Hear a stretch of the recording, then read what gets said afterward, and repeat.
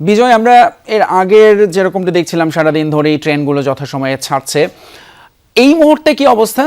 ট্রেনের শিডিউল ঠিকঠাক আছে কিনা এবং যাত্রী চাপ কেমন, কি বলছেন তারা? বিস্তারিত জানাবেন। ফয়সাল, ঈদ মানে আনন্দ, ঈদ মানেই খুশি, এবং সেই খুশি কিন্তু আমরা রেল স্টেশনে এসেই দেখতে পাচ্ছি। এবং আমি যদি শুরুতেই আপনাকে আমার পেছনের যে দৃশ্য রেল স্টেশনে সেটি দেখাতে চাই, আপনি দেখতে পাচ্ছেন যে যাত্রীদের যে খুব বেশি ভিড় বা চাপ রয়েছে তেমনটি নেই। অর্থাৎ বোঝাই যাচ্ছে যে ঈদ যাত্রা কিন্তু খুবই স্বাচ্ছন্দ্যের হচ্ছে এবং আনন্দের হচ্ছে। পাশাপাশি যদি বলি যে এর আগেও যখন আমরা ট্রেনের ঈদ যাত্রার খবর নিতে এসেছিলাম তখন আমরা যেমনটি দেখতে পেয়েছি যে যারা চাকরিজীবী মানুষ আছে তারা কিন্তু তাদের পরিবার পরিজনকে ভোগান্তি এড়াতে আগে ভাগেই তাদের গ্রামের বাড়িতে পৌঁছিয়ে দিয়েছে। এবং এরপরে আজকে যেমন 17 তারিখ থেকে সরকারি ছুটি, এবং আজকে যারা কর্মজীবী মানুষ আছে তারা কাছে যাচ্ছেন, তারাও বাড়ি যাচ্ছেন।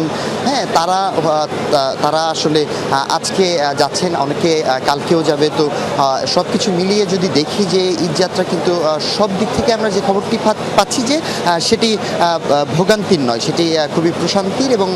এবং সেই ঈদের আনন্দ ভাগাভাগি করে নিতে কিন্তু তারা আসলে যায়। কিছুক্ষণ আগেও আমি যদি বলে থাকি যে একটি ট্রেন ঢাকা থেকে চট্টগ্রামমুখী চট্টগ্রামের উদ্দেশ্যে রওনা হয়ে গিয়েছে, সেটি হচ্ছে মহানগর এক্সপ্রেস ট্রেনটি।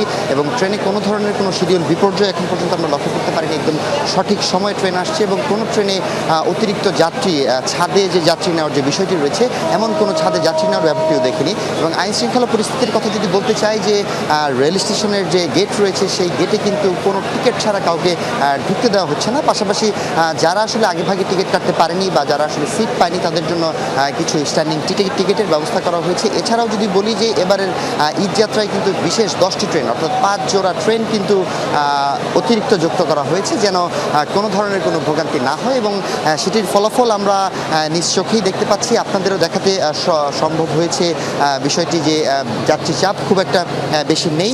সবাই স্বাচ্ছন্দ্যে বাসায় যাচ্ছে, সবার মুখেই হাসি, সবাই আসলে আনন্দে ঈদের আনন্দটা ভাগাভাগি করে নিতে তাদের গ্রামের বাড়িতে তাদের পরিবারের সাথে আসলে ঈদ আনন্দ ভাগাভাগি করে নিতে এই নগরবাসী আসলে ছুটছে তাদের গ্রামে। যেহেতু দীর্ঘ একটি লম্বা ছুটি বলি, 7 দিনের একটি ছুটি, তাদের সবার ছুটি আসলে এই সুন্দর ঈদযাত্রার মাধ্যমে সুন্দর ঈদ হোক, এই শুভেচ্ছাই সবার জন্য রইল। এবং এই ছিল এখানকার রেল স্টেশনের আসলে সর্বশেষ।